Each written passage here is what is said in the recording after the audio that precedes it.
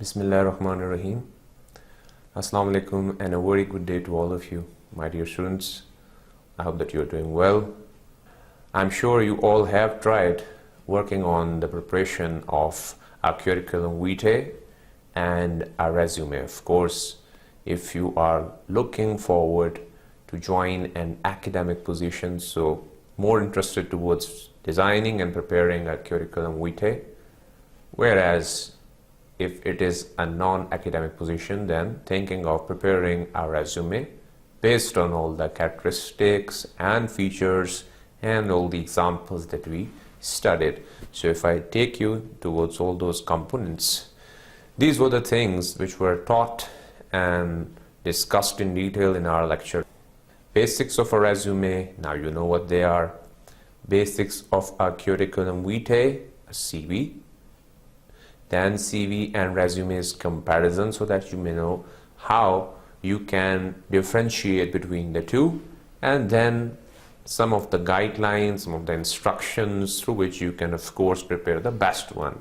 And at the end, of course, I shared certain links through which you can develop your resume and your curriculum vitae online.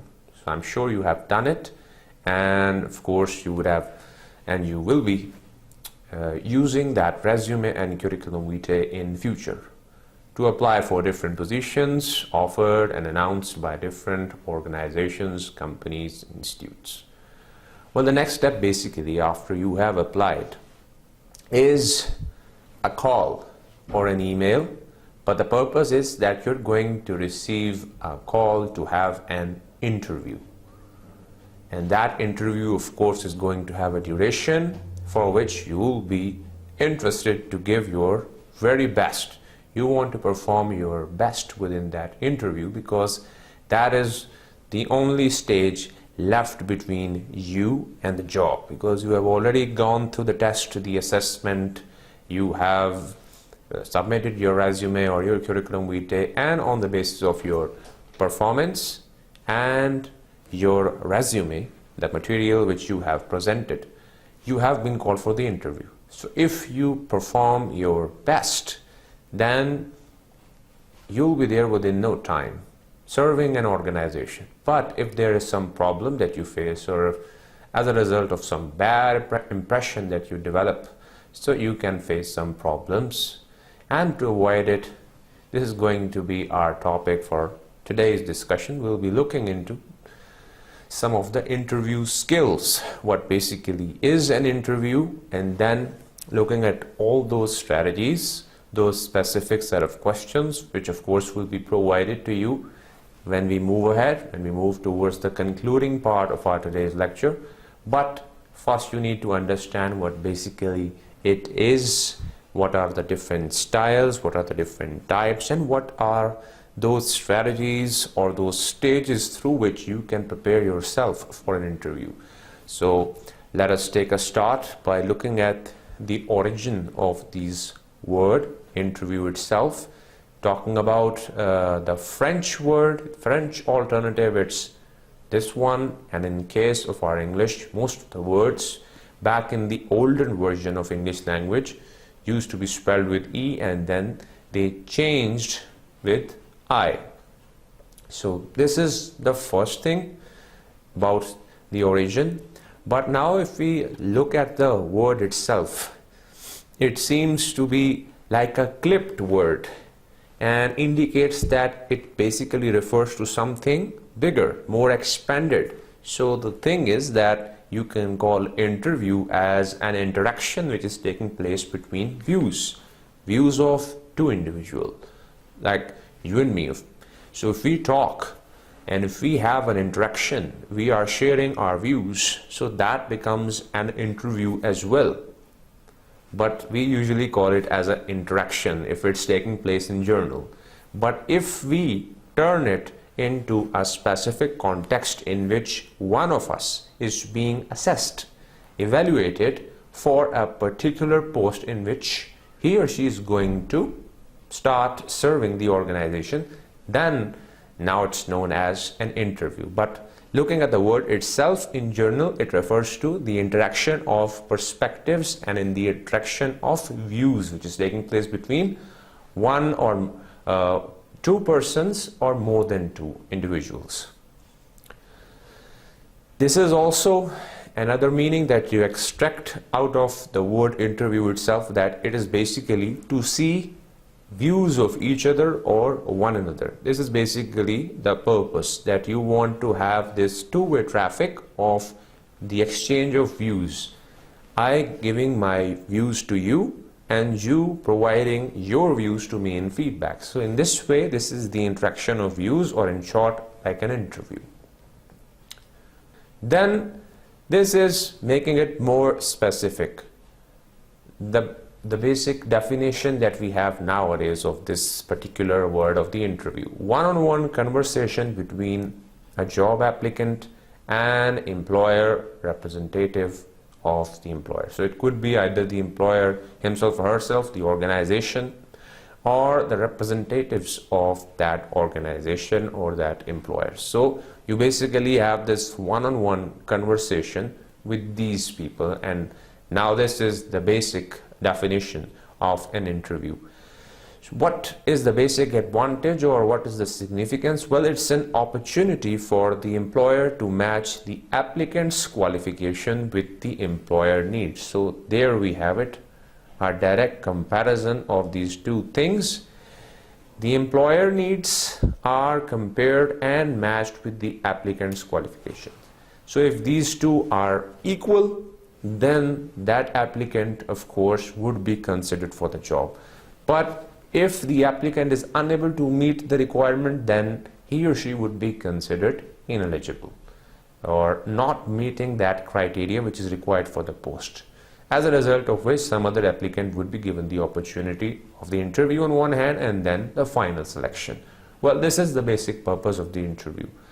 Now moving ahead, of course, interview is not just as something general phenomenon, but of course it becomes specific, and it has some specific types based on the manner in which it is carried out.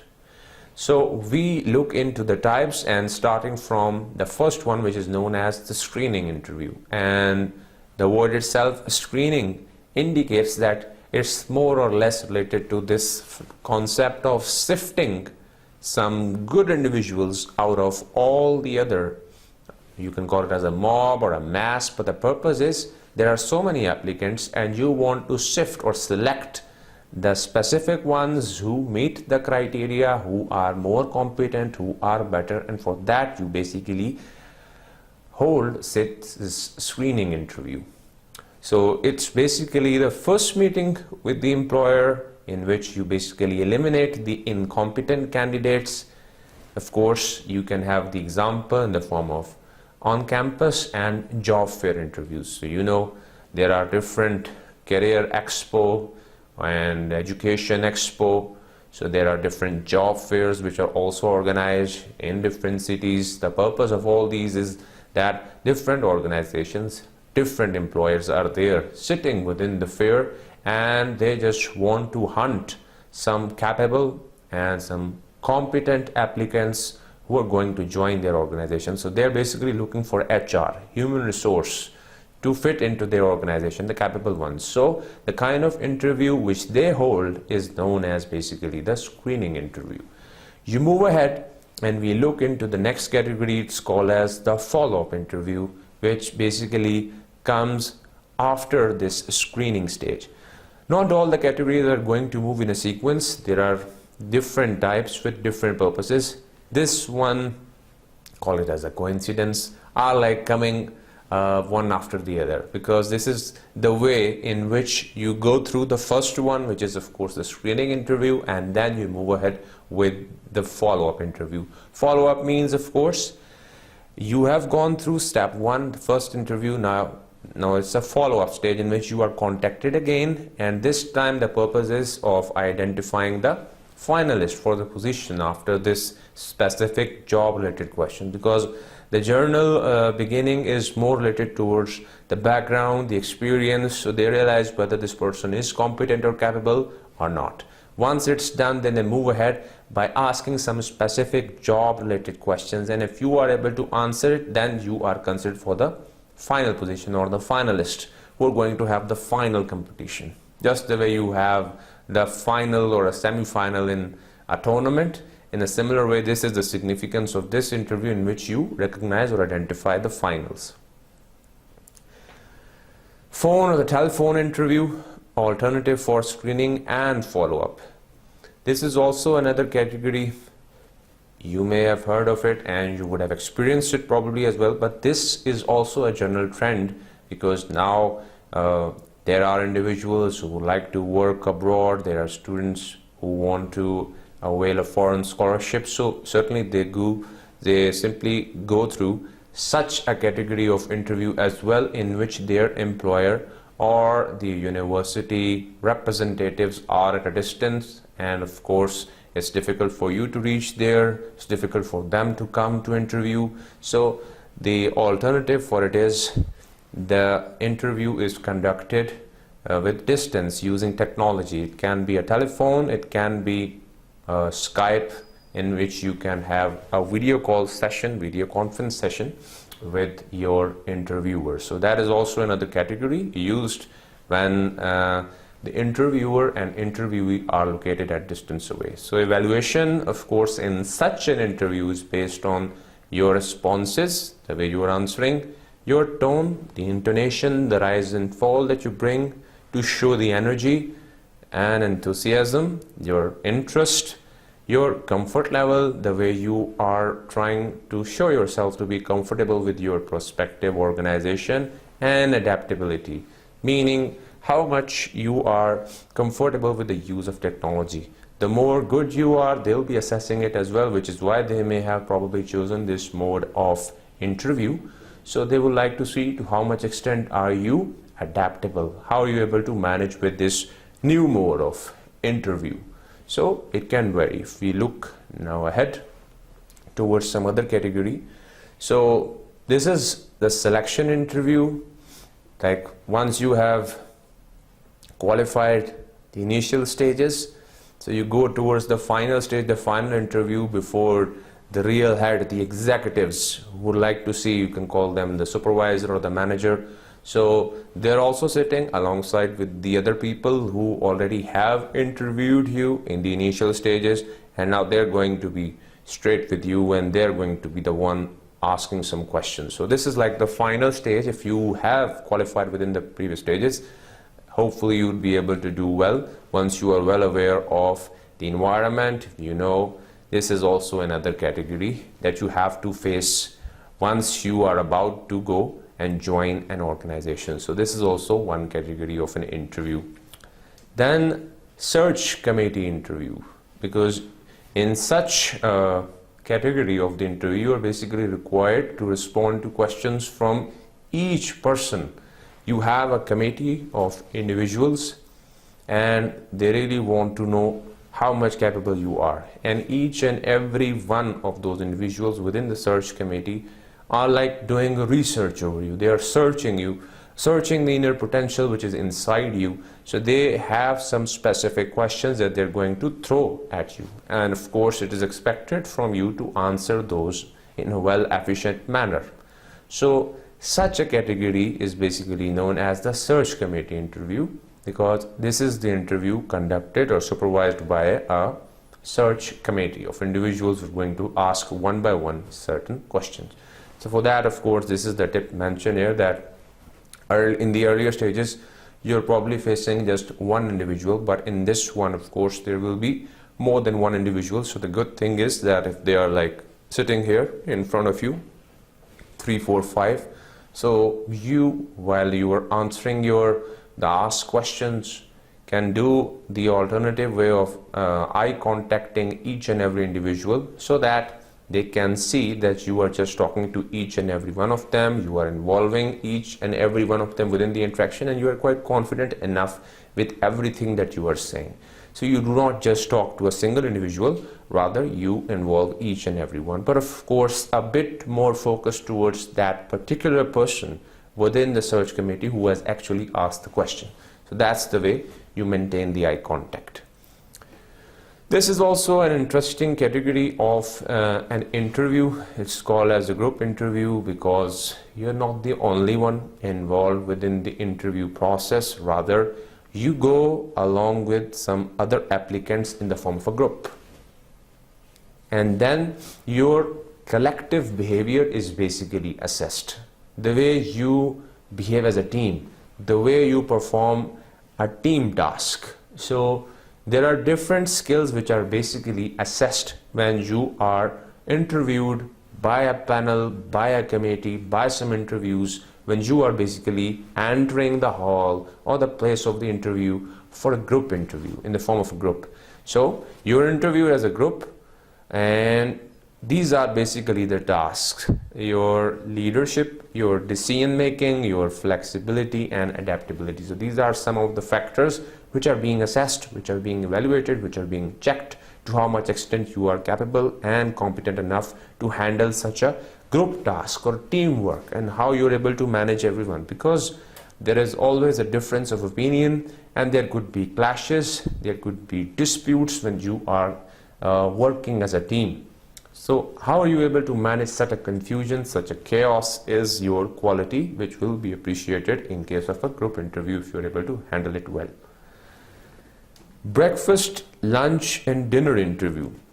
This seems surprising but is actually being practiced. It is used, and the basic purpose of such a category of interview is that you are made comfortable by sitting with those people who are already working within an organization. So you are given the opportunity on one hand to sit with those people, have some chit chat, just discuss the manner in which things are being run over here. So you get used to the environment, and on the other hand you are being assessed. And the third category, which is also evaluating, are the people who are already working within the organization. So when you talk with them, not only you get used to the environment, but on the other hand they also realize that what kind of people are about to join us within our company, whether they really are competent, whether they are cooperative, whether they are good, whether they know the manner in which they can do this teamwork, they are able to manage this team assignment, whether they can do it or not, because they are already part of it, they have gone through the stages, so they would be able to judge you well as well. So that's why you are also made part of this breakfast, lunch, dinner interview as well.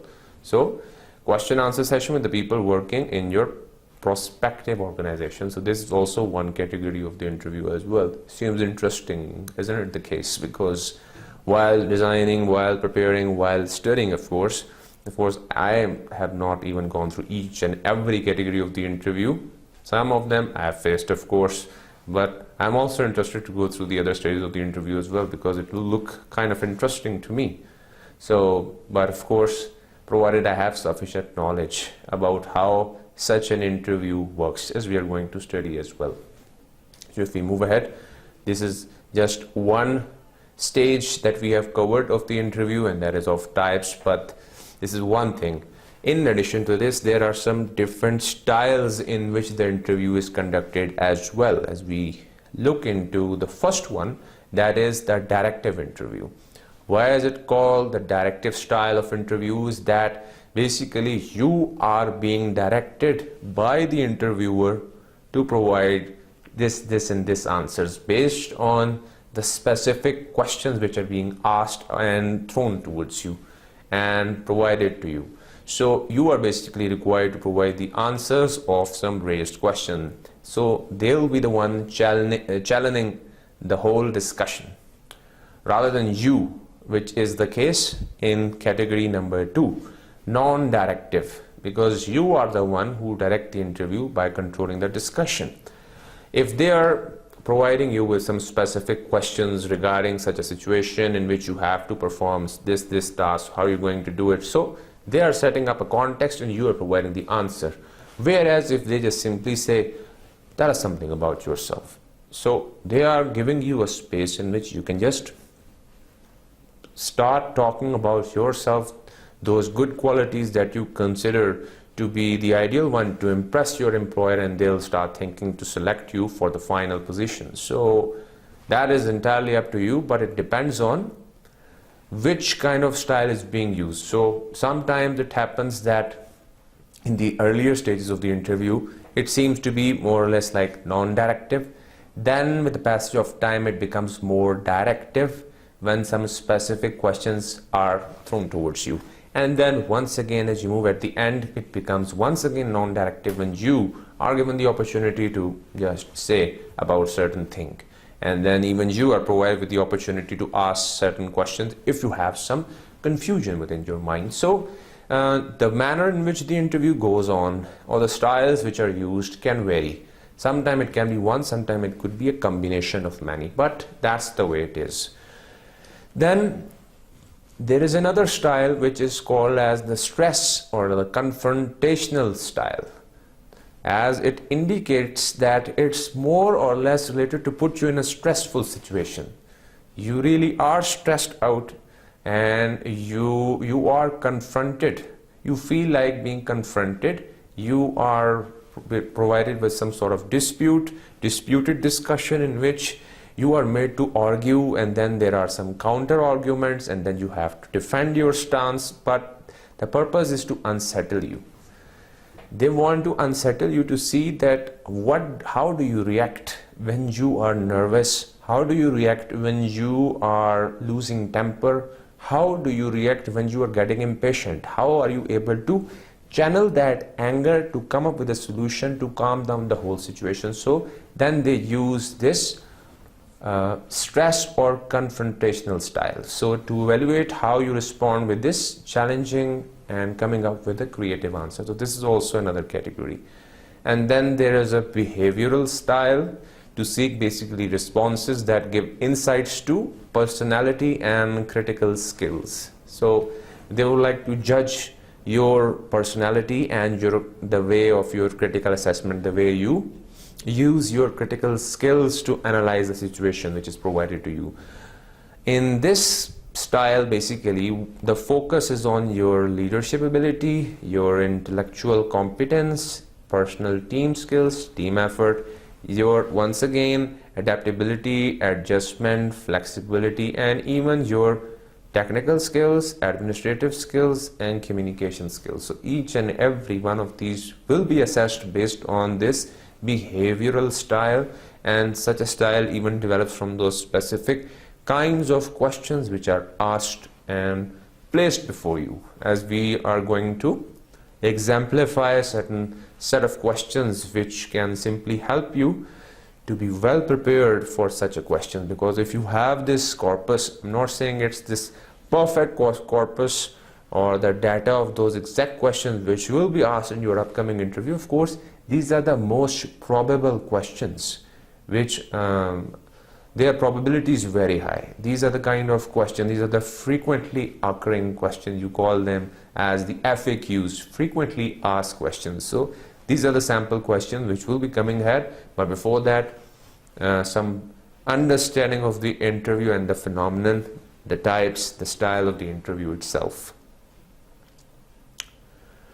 Now looking towards some of the interview mistakes, some of the most common interview mistakes based on the research, based on the study of all the interviews which have been carried out, and what are the most common errors and mistakes which are basically committed by the interviewee, the people like you and me, if we are going for a job, and what are the errors that we make, the people like us are making, and once we know the error, then we would be able to avoid them as well. So it is time to know what are the general errors which are being committed. So starting here from bullet number 1, if you are arriving late, do you really expect your interviewer will be impressed to see you coming late?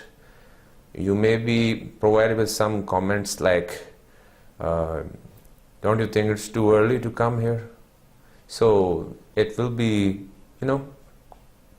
quite mocking, and it will look like a ridicule, but it will have a very negative impression. So I don't think this will have a very positive impression when it comes to your interviewers. So the good thing is to come earlier. But once again, bullet number 2 is not to arrive too early, because if you are arriving too early, this waiting will make you more nervous. You'll get more worried, you'll get more confused, and you'll get tired as well.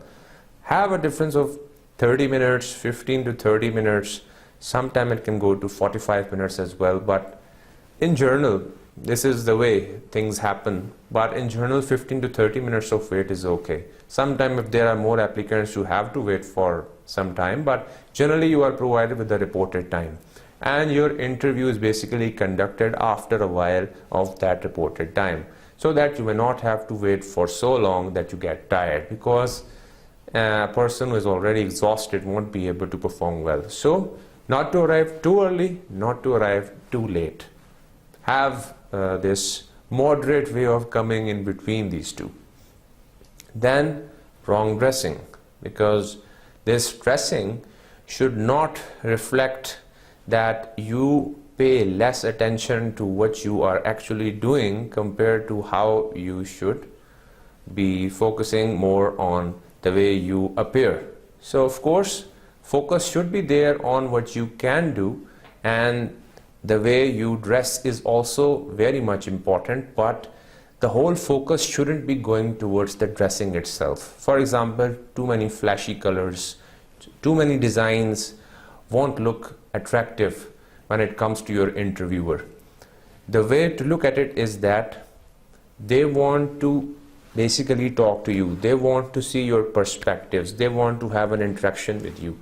But if you are putting on something which is too flashy, rather than looking at you, they'll be looking straight away at your clothes. And I don't think this is going to help you at the end of the day.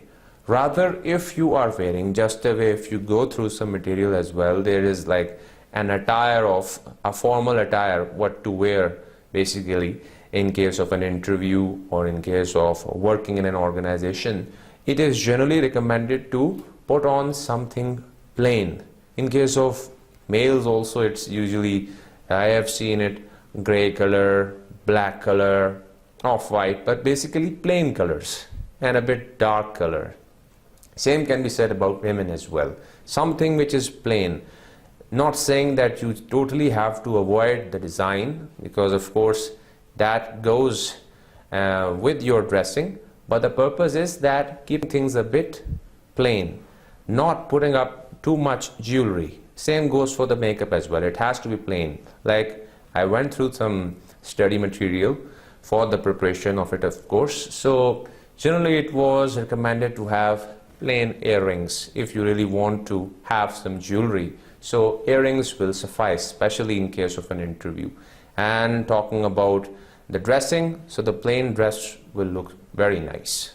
Same goes for the males as well. So your dressing will look very much attractive, and you will look like a decent individual who is there for an interview if you are wearing something plain, something dark in color. Just the way you can see, the gray color is the ideal color, like the recommended color, so that it may not be too hard, not be too light towards the appearance, not be too hard towards your interviewer. So they'll focus towards you. They will talk to you rather than just looking at what kind of brand are you wearing, what kind of color are you wearing. They'll be focused on the kind of question which they have to ask. So wrong dressing also is a big mistake that you have to avoid too. Some other things are coming ahead too. Then of course your dressing would become wrong if you are dressing basically in a rush. So don't be too hasty. Do it gradually and steadily with some good thinking, just the way we are talking. We are discussing what kind of wearing can you do. So keeping these points in mind, you can just go into your interview to give your best. Then of course smoking. Quite common, is done, not saying everyone does it, but the purpose of mentioning here is that this bad breath, bad odor which may develop as a result of this caffeine will have a very negative impression towards your interviewer. So avoid it. Better not to smoke, but still have to not at this time. Then chewing a gum will also simply reflect this casual behavior and attitude, especially during this interview time. So better throw it away, and then you can chew it some other time if you really can't get rid of it. If you really want to chew a gum, do it at some other time, not here.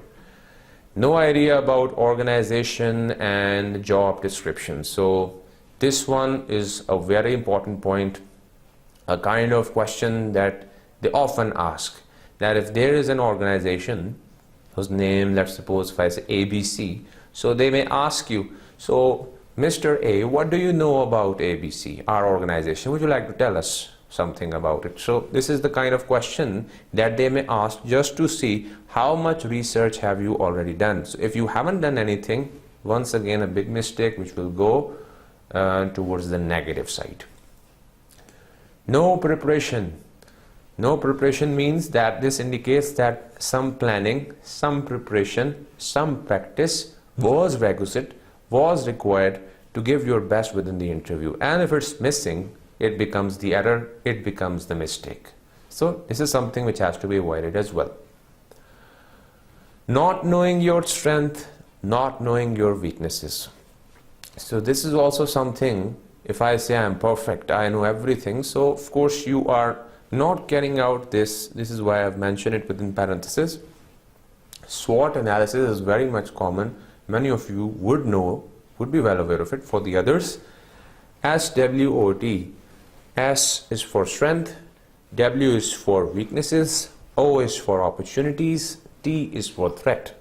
So you just have to, you can just make a square, and every square, in one square S, W, third O, fourth T, and then start thinking what are your strengths, place them in one quarter, then your weaknesses in the other, then what are the opportunities and what are the threats which are coming in the way.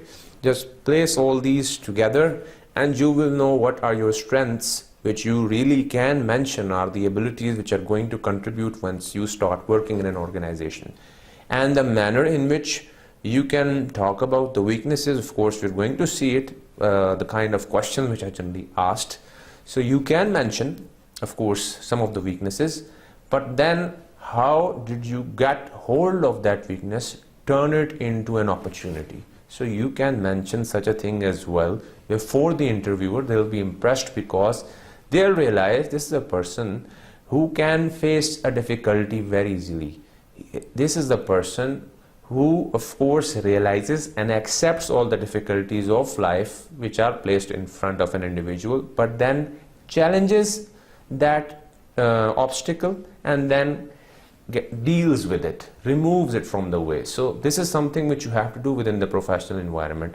So many difficulties, so many obstacles would be coming in the way, but you have to handle it. You have to develop this problem solving skills by logical reasoning, by some analytical reasoning, but this is something which is expected to be done. So if you mention your weaknesses and then how you got rid of those weaknesses, that will be the plus point once again for you. But if you simply say, sir, I don't think there is any weakness within me. I'm a very perfect individual with all the strengths and I believe I can do really well for your organization. So they'll have a bit of suspicion and a doubt within the mind, because no one is perfect and we have to accept it. We are fallible.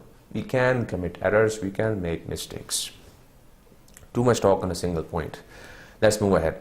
Asking too many questions or no questions at all. Because it's similar to the situation like if there is a student who is the whole time there within lecture but doesn't talk at all, doesn't raise any question at all, then the teacher would either have two opinions in mind. Either he or she has understood everything or nothing. In both cases, the student is silent. So same is the situation here, that don't go for too many questions and even no questions at all, because that will put a negative impression. Rather have some specific set of questions, 3, 4, even 5, but 3, 4 seems a bit okay, because after such a talk and interaction with the interviewer, they would like to give you the opportunity to raise something which is there within your mind as well, like anything that you would like to talk about regarding us and the organization. So this is the time. Once the individual says such a thing, you have some questions and you may have certain questions. The kind of question that you can have will be shown to you at the end, but you should have some, because that will reflect your interest within joining the company and organization. Inquiring about benefits too early. So benefit could be the allowances, the package, the increment, the increases, the leaves. So there are many kind of advantages that you get, the benefits, but do not place or talk about this topic, this question too early. This is not the question to be asked, to be honest, at this stage, even at the end of all the interview that you have. There are many other which seems productive, which really shows that you are interested, but this one has to be avoided. What will be my salary? What will be the package? So please try to avoid it until the right time comes. What is the right time? I'll talk about it. Revealing your expected salary package, of course, quite directly related with this point. So these two are related. Try to give your interviewer the opportunity to decide what kind of pay package you should be allocated or you will be provided. Rather than you demanding, once again, they'll have an impression that this guy or girl is there for the money. So of course you'll be rewarded with a salary. That is something which is natural, which will happen for all the services that you're providing. But raising it at the very first place, they'll have a negative impression. They'll develop it within their mind.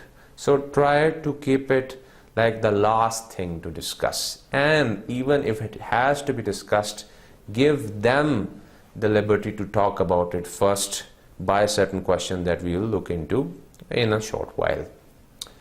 Getting impatient on some inappropriate questions. So there is always a probability we are human. Sometimes we may ask such a question either intentionally or unintentionally that may hurt the interviewee itself. Or if I am the interviewee, some of the question may seem like stupid, I would say. But this is the time you have to be a bit patient. You have to be rational and try to just calm yourself down, because you do not have to react. If I am saying that if they are asking some question which is rubbish, the purpose is once again to check your patience level, your threshold, to how much extent are you able to withstand if it's humiliation or an insult. Of course, it doesn't happen to that extent, but if I am saying it, the purpose is that they are testing you. So don't get into their hands. They are just testing you. If you just try to be patient, they'll simply mark you tick that this person has the level of handling tough situations. Because at times you meet such people within your working conditions and they really in reality talk rubbish. This is the time in which you have been assessed with that level of patience, and you have to show it, because you have proven it that you can handle such a situation. So show yourself to be patient. Of course, this is also a big mistake and committed by so many others, because if I am leaving one organization and joining the other, of course, there could be reasons. But if the reason is the behavior of the earlier boss, and if you start talking about that behavior in front of your new boss, then the perception or the perspective which is going to develop within the mind of your boss, new boss, would be that if he or she is saying this thing about the previous boss, once he'll leave me, he'll be talking about this, all this rubbish about me in the future. So now there will be another person to whom he'll be discussing me, just the way he's discussing some other boss in front of me. So in order to avoid such a scenario, such a thing to happen, good thing is just to talk neutral regarding your previous working experience. You can talk about the good things which you have learned, and that'll show that you'll be very much dedicated to your upcoming future job in a similar way as you have been in case of your past. Then lack of energy and passion, because if you are trying to show yourself to be dull and boring, of course they won't be interested to have you within their organization, because they'll infer that he or she is going to bore the other people as well, because he or she is too lazy. So rather you have to show the energy. Weak handshake. This is also something, if you meet someone with a very loose grip, with a very weak handshake, so it means that you're not even interested to meet the other people, you're just doing it as a formality. So that becomes the error as well. And over here it basically refers to the kind of handshake. If you are offered a handshake by the interviewers, you have to meet them firmly to show that you are very much excited and energetic and enthusiastic to meet your interviewer or your future boss. Glancing at your watch time and again. That's why even I don't wear one, so that I may not have to see it, especially at the time of the interview. Point here is that you don't have to look at your watch again and again, especially at the time of the interview, because they will develop, your interviewers will simply infer or deduce from such a behavior that this person thinks he or she is more important compared to the task or the interview itself, or everything which we are doing is not as important as compared to his or her time. So that's why he's looking at the watch again and again. This is something which you do not have to show. Of course, for you, their time which they are spending towards you for the assessment, for the interview is important, which is why you have to thank them at the end as well. So rather than looking at this one, you should be more appealing and trying to appreciate for the time which they are spending towards you. Playing the role of a savior for the company. Don't try to be a Superman or a Wonder Woman, because you are not the only one who can just bring the whole change, bring a revolution within the organization. Of course, you have to show yourself that you are also one of those who are competent enough to apply for the job, apply for the position, or to offer their services. But you cannot bring a big revolution all of a sudden. Do not portray such a behavior, because once again, if you come up with some flowery or sublime or big words just to impress them rather than impression, they'll develop a negative impression, and that first negative impression will go on the weaker side, especially for you. With this, now is the time. You have seen all the mistakes, all the errors which are committed, and now is the time that suppose you have received a call and asking you that Mr. or Miss X, you are basically being called for an interview, or interviews on Monday at 9 a.m. and please be there at the reporting time. We'll be looking forward to see you at a specific place. So for such a scenario, now you're getting excited basically that I have an interview, what to do with it. Sometime you'll be getting nervous as well. Well, these are the stages which are going to help you out. Some planning, some preparation, some practice, and you will be perfect. The first thing, of course, you can do is some self-assessment. Self-assessment means that you have to look into yourself. Your skills, your abilities, your background, your values, your experience, your education, your training, your career goals. Everything counts. You have to look into yourself to see. Once again, it can be related with your strength, your weaknesses, what kind of opportunities are there, what are the trends hampering them. So once it's done, next thing which matters is understanding field of interest. If there is a field that you like, that you really want to become part of, it could be any field. There are many domains in which the individuals are interested to work. So first thing is you should know the field, whether it's an industry, then the trend which exists within that industry, what are the major competitors within that industry, what are the future projects, future projection, and then what are the characteristics of those working individuals who are actually serving or working within those industries. So if you know their characteristics, you will know whether I really match the kind of skills which they require, or whether I would be able to join them based on those characteristics which are already there and are quite common within me as well. So for that, this understanding of the field of interest is also very much needed. Then your employer's information. The employer or the organization which has basically announced the post, its knowledge is also very much important. For that, the knowledge of the products, services, their location, previous and projected growth, the way you see this trend, you always see such a graph, so you have to study it as well, and some of the future prospects as well. So you need to look into all these factors as well, because one of the question which was there among the mistakes as well, that lack of knowledge regarding the employer. So they generally ask you, and if you don't know, then you will have some problems. So therefore, within this planning stage, have this employer's information as well. Moving ahead, you need to have this awareness of the job description as well. If you have studied the job clearly, if you have looked into the vacancy which has been announced, looking at all the description which has been provided, only then you would be able to judge whether you are fit for the post or not. So do have a thorough study of this job description as well.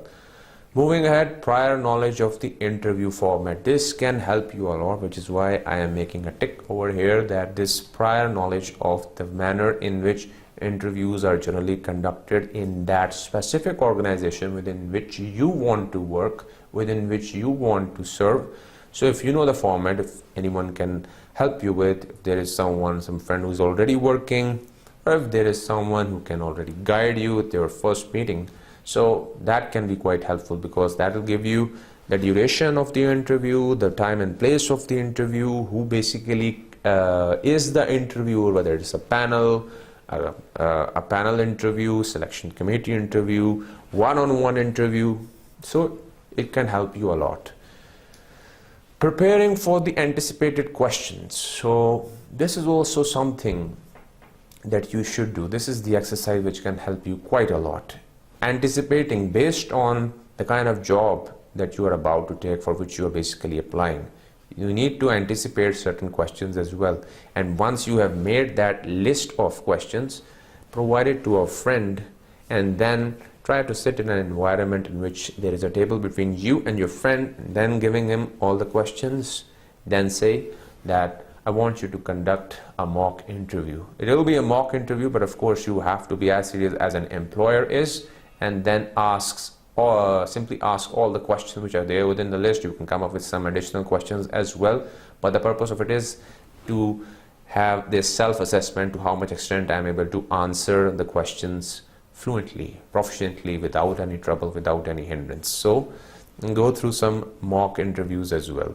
Making a list of questions in case you are asked to raise questions, show your interest in the company. So you need to have this list of questions, and this list of questions will on one hand help the interviewer to have this interview, this mock interview. Of course it will be a friend who is going to interview you at the very beginning for your practice. But in addition to this list, you should also make a list of those questions which will be asked by you at the end of the interview. So you need to make a list of those questions as well that you consider to be relevant, because once you provide with an opportunity, then of course if you have written them, either it will be there within your mind, or you can have them in the form of some small sticky note or some chit or some paper, and then you can raise them at the end of the interview process. So that will help once again to show your interest within the company. So this is basically the point. Once the planning is complete, it is time to move ahead towards the preparation stage. And how can you prepare? In case of your very first interview, which many of you are going to have inshallah in your future, for that basically, as a tip, you may write out the answers of those anticipated questions that you have prepared, that you have jotted down in your planning stage. So once you have done it, then you can write out the answers of those anticipated questions.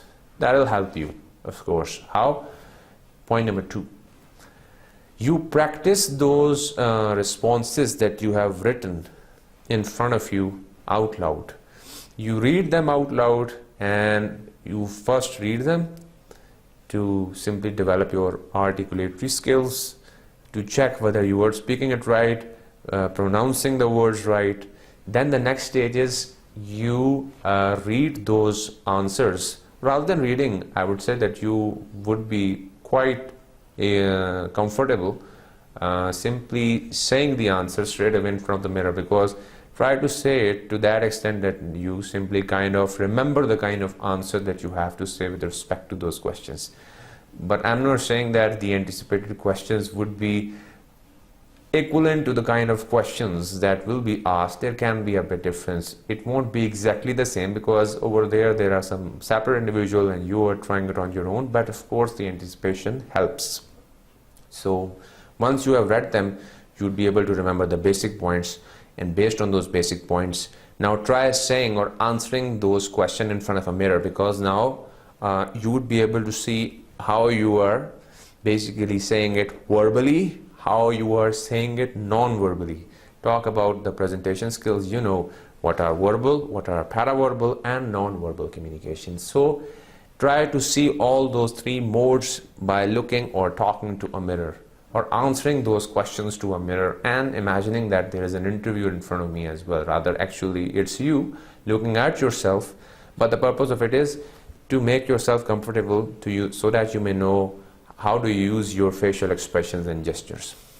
Another thing that you can do is to film or record your responses. This will also help, because based on this filming, you can watch the film and judge, to self-assess and simply your strength and weaknesses. This film or video can help you a lot, act as a guide, and you'll be looking at yourself from another person's point of view and looking at your own performance, whether you are doing it right or wrong. So you'll be able to point out the errors as well. And even to make it better, you can ask for feedback from some other friend as well by looking at the video regarding the content, its organization and delivery. Journal instructions.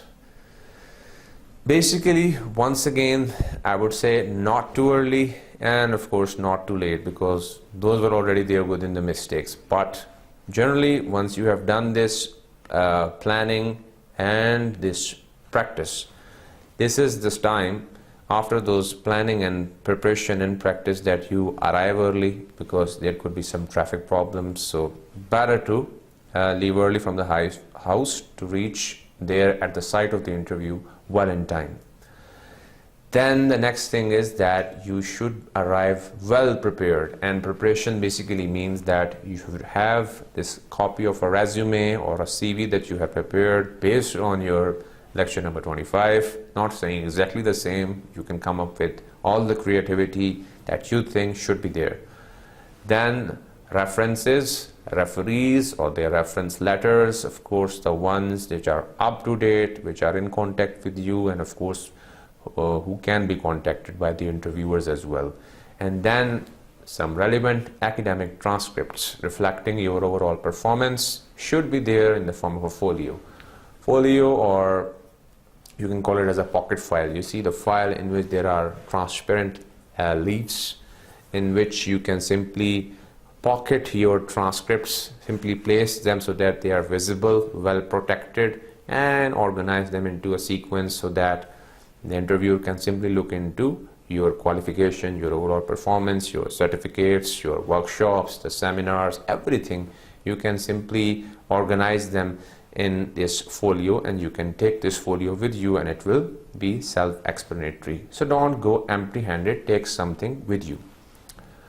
Giving a thoughtful and complete answer, meaning you have to avoid these one-word answers: yes, no, I don't know, maybe. So this will simply reflect that you are not interested to have even this interview, and you will show such behavior within your working assignments as well. So this one word is not going to work. Rather, thoughtful and a complete answer which explains and reflects your attitude, your perspectives, and your outlook. Try to make a good first impression, because this is going to count throughout your services, even in the upcoming interviews as well. And how do you do it? With a good appearance, with good behavior, and a good attitude. Now this is the time in which once again I take you back towards this talk regarding well-dressed. Who is well-dressed? So we are going to talk regarding, once again, ladies and gentlemen, boys and girls, men and women, how they should dress, especially for the interview. So your appearance matters a lot.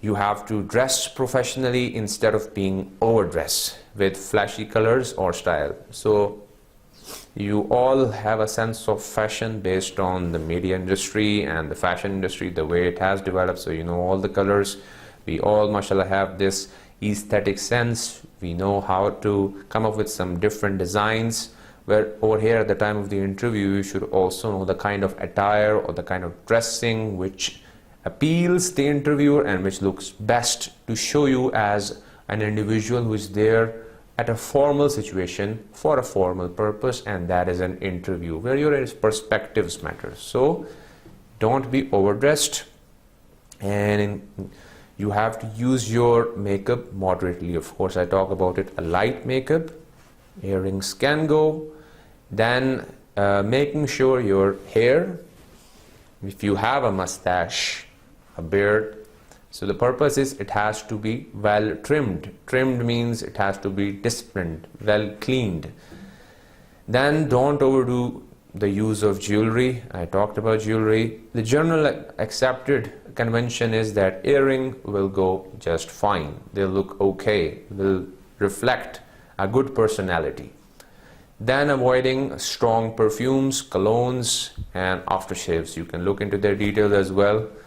Just Google it, you will know what are the strong perfumes. Google is intelligent to show you almost all the samples, all the brands, but you have to avoid them, keeping it light and pleasant. Your shoes should be shiny, and your fingernails should be cleaned and clipped, and your glasses should be clean, or the sunglasses should be also clean. So everything should be glittering, should be clean. I'm not saying to use lemon wax, that's not the purpose here. It should be clean, and clean means you should look presentable. Moving ahead with the appearance, you need to take care of your behavior, the way your body language basically reflects. So yeah, when you are offered a handshake, it should be a firm handshake, not to squeeze or crush the other person's hand with a Superman power. But the purpose here is to show a grip, a firm grip, which means that you're energetic to join the company. Then maintaining the eye contact, just the way I talked about it, that how do you maintain the eye contact, especially with the one who has asked the question, with the others who are involved with the panel interview. Try to smile and be friendly, because that is going to help you a lot. That will reflect this positive behavior if you are smiling alongside this interview talk. Do not overextend the interview. It should your answer should be moderate in length, not too lengthy, not too short. It should be explanatory. So therefore, no need to overextend the interview. Even if the answer has been provided, do not try to extend it. You should stop at the time when you consider that the relevant answer has already been provided. This attitude basically, because your behavior is reflected from your physique, your physical actions. Attitude is basically there within your mind. So therefore, when it comes to your mind, how do you prepare yourself for the interview? What are the general instructions regarding your mind? Well, it should reflect confidence and enthusiasm by, of course, being sincere and reflecting commitment towards the organization where you're applying, and then, of course, trying to reflect optimism as well. So this positive approach is going to reflect within your behavior as well, and will be helping you a lot for the final selection. Now that was some general instructions talking about some specific interview types. In case of your interview that you have in the form of a phone or a video or telephone, the point here is there are some certain guiding points which are going to help you a lot. For such an interview, it's better to schedule the interview at an ideal time. Of course, this is the ideal time. It will help you a lot when you are fresh, at an ideal place where there is silence and a good Wi-Fi, so that there may not be any disruption. You should be prepared with a list of points. After doing that SWOT analysis, your skills, your accomplishment, and certain questions, you should be having them in the form of a list as well. Keeping a copy of your resume, because they may have it as well, and with reference to that resume, they may ask certain questions. So you should have that specific point that they are referring to as well. So keep one copy with you too. Listen actively and avoid interrupting the interviewer, because that is going to be a bit more problematic. That will simply disrupt the whole talk. So it's better to Simply listen first and then talk. Speak clearly and slowly, but it shouldn't be very slow. Should have a moderate pace. Then project enthusiasm in your voice, because that is going to help as well. In case of your phone interview, because you're going to have it in a telephone, so it's possible, if possible, you should stand up to revive your energy. With respect to this point, to make it more easy for you to understand, like why is the teacher saying to stand up, especially if we have to talk on a telephone. There was once during my college days, this is the event of my biology teacher, of course. He once called me. I never expected, I don't even know how he got my number, but once he called, I respect him a lot, big regards for him. So he called my number, and basically my father picked it up, and he just told me that there is an individual on the phone who wants to talk to you. Okay, I just picked it up, and he said, this is your teacher Anmol, Dr. Wahiduzzaman. The moment he said it, I was very relaxed and sitting, but all of a sudden, because of that respect, because of that honor, I don't know, it happened unintentionally, spontaneously. I stood up and I saluted, and my father started laughing. Relax, you were on the phone. But the energy came all of a sudden just listening to his voice, and this is the energy that you need over here in the interview as well, which is going to help you by feeling that everything is real, happening in front of me rather than on a phone. Smile at intervals to have its effect in your voice. Don't have a dull tone, dull voice. Smile to have its effect. You should avoid such filters because, of course, the interviewer can't see you, so these expressions, these filters would be very much visible. So will be visible and should be avoided. You should dress formally to have an interview mindset. Once again, the same impact. Feel that although it's on telephone, but still it's an interview, so you should try to dress formally as well. Have the interviewer's website open for reference as well, because they may ask certain questions related to the website as well. For a video interview, of course, you will be there in a video conference session, so you are well aware of it, especially by looking at a telephone, your smartphones. So if you have a Skype call or a Skype session, so once you look at the cam and then you look at yourself, so your eyes are looking directly at the screen once you look at the cam. But once you start looking at the screen, your eyes goes down. So you have to keep your eye straight, and for that you have to look at the cam basically. So that's why look at the cam instead of the screen for eye contact with the interviewer. Of course, you can't see the interviewer, but of course it's there on the screen, but to have a direct eye contact or to make him or her feel like you are trying to have an eye contact, look at the cam. Dress like an in-person interview. Pick a place with a neutral background. Things are quite the same. You're getting it. Get used to technology by running a practice interview. Just the way you have a mock interview, try to run a practice interview to get used to the technology, and pay attention to the body language, because now your video is being made visible to the other interviewer as well. Instruction for specific interview types. And within this, you are going to have now the second round interview.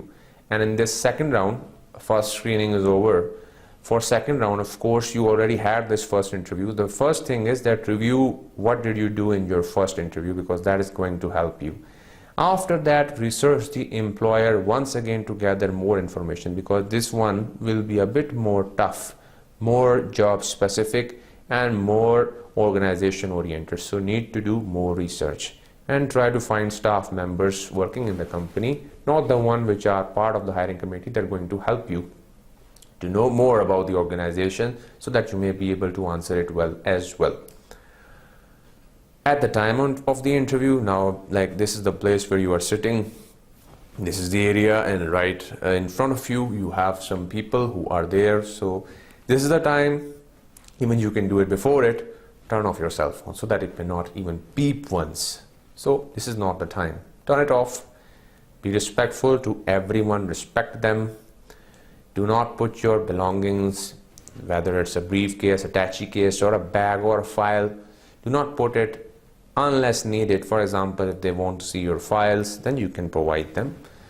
portfolio can be provided, your dissertation can be provided, but when it's provided or needed, then you give it. Otherwise, keep them aside. Just remember, in case you received a verbal offer, do not accept or reject it immediately. So in case of any offer which is made to you, rather than just simply going for it, okay, I'm happy to accept it, ask for some time when you are provided with a space for it. So you can just simply ask for some time, and that will reflect that you're quite serious.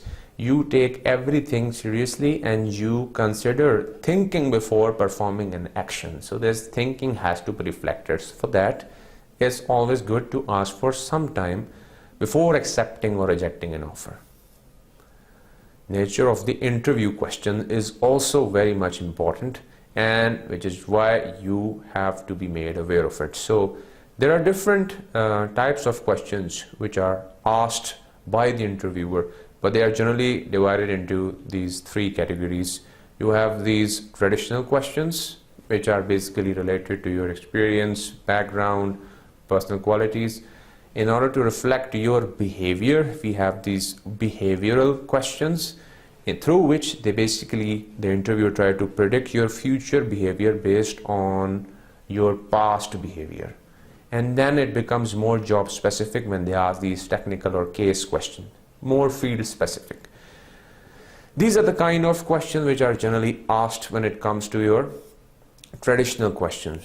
Tell me about yourself, why are you interested, what do you know about us, why should we hire you, describe your ideal job, what are your greatest strengths and weaknesses. Once again, do you see?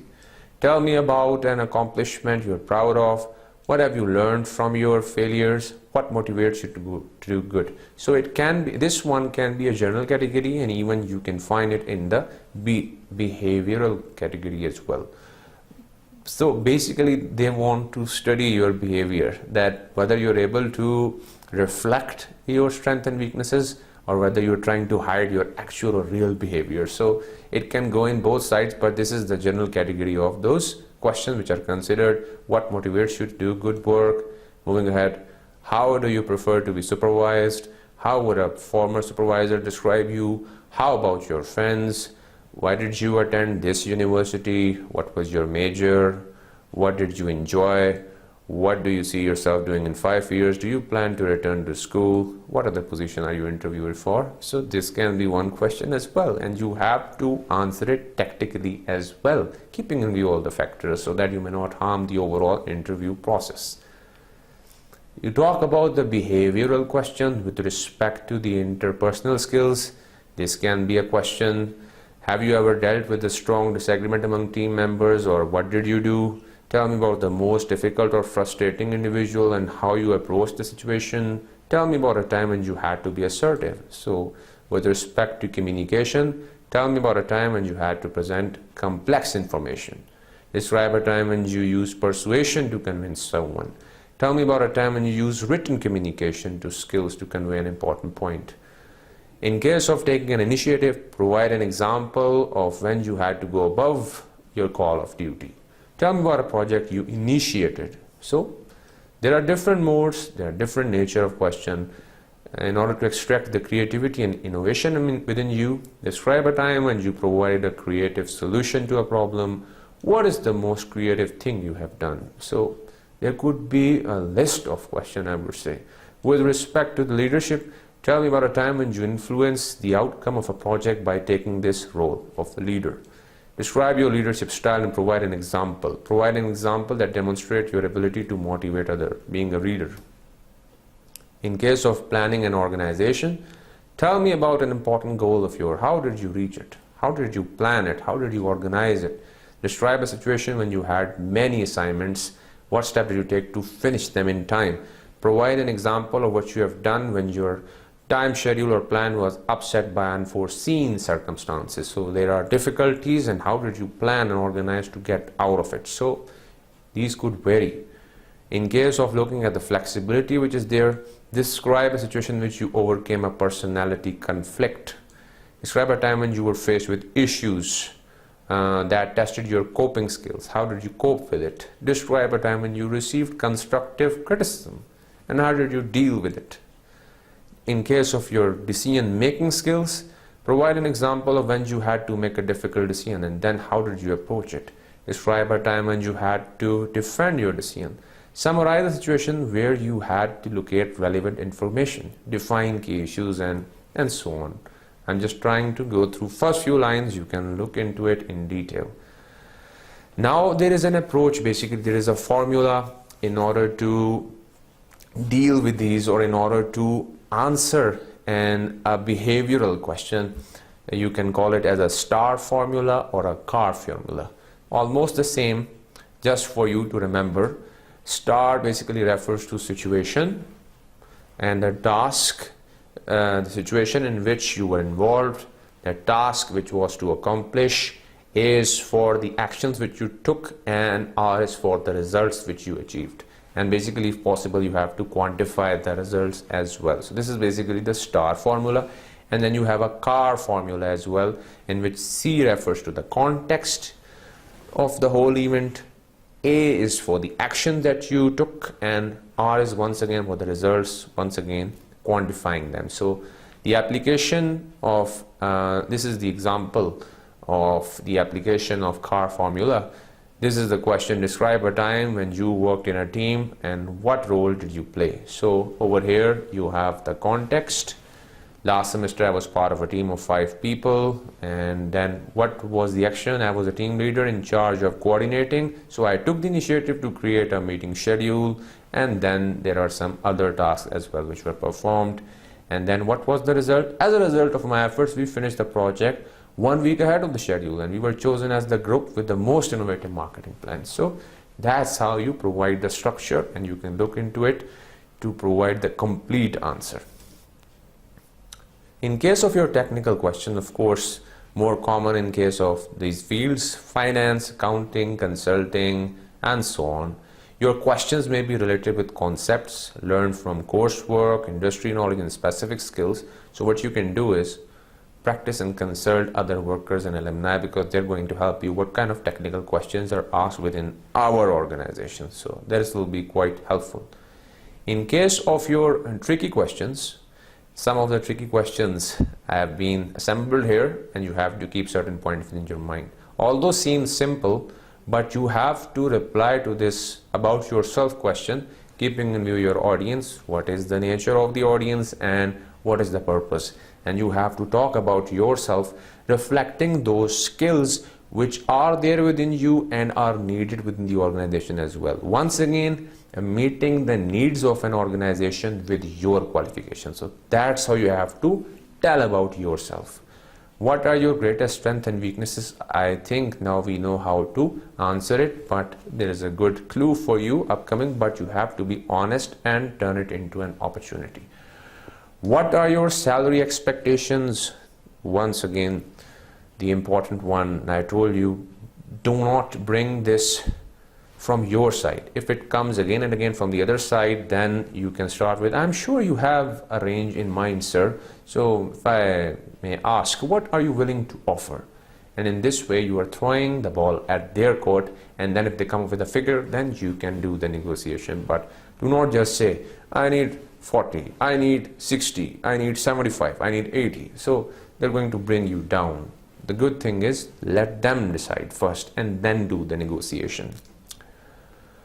This is one sample of the strength-weakness answer. You start with the weakness and then you turn it into a strength. So that's how you talk about it, and you can just study the sample. One area that I've been working is more with public speaking problem is basically there, and then how the writer of this whole talk, or the speaker, has gone through certain sessions to get hold of that public speaking skills and then became confident at the end, is something that you learned from this mode of answering this strength-weakness answer.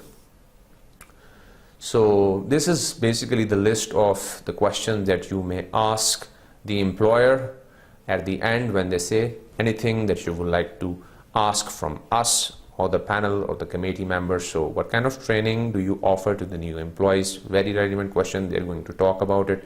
When and how are the employees evaluated at the end? What are the best or difficult aspects of working in this organization? What are the biggest challenge facing this group? How would you describe the culture to this organization? What do you see unique about this organization? What are your plans? How would you describe this organization management style? And in addition, what are some typical first year assignments, because you'll be the first year one? How does this position fit into the overall organization structure? May I have your business cards so that you can have this one-to-one correspondence even after the interview? And what are the next steps in the hiring process? So in this way, you're showing that you are interested to listen or hear more from these people who are carrying out the interview. And to end it in a good way, you had a good conversation based on all these questions which you have answered after the interview, of course. You write a brief thank you note reiterating your interest and stating why you applied and why you are the ideal candidate, and that you can do based on your skills which you have learned of writing a letter. So now you have to write a thank you letter. You know the addressee and you will be the addresser. So now you know how to do it. Evaluate the whole interview process, and based on it, then you write a thank you note. And then still, if you are not hearing anything from them, then it's time to write a follow-up email. In case of silence, you have to communicate after a wait of a week or two to show that you are still interested for the position and would like to hear something from that.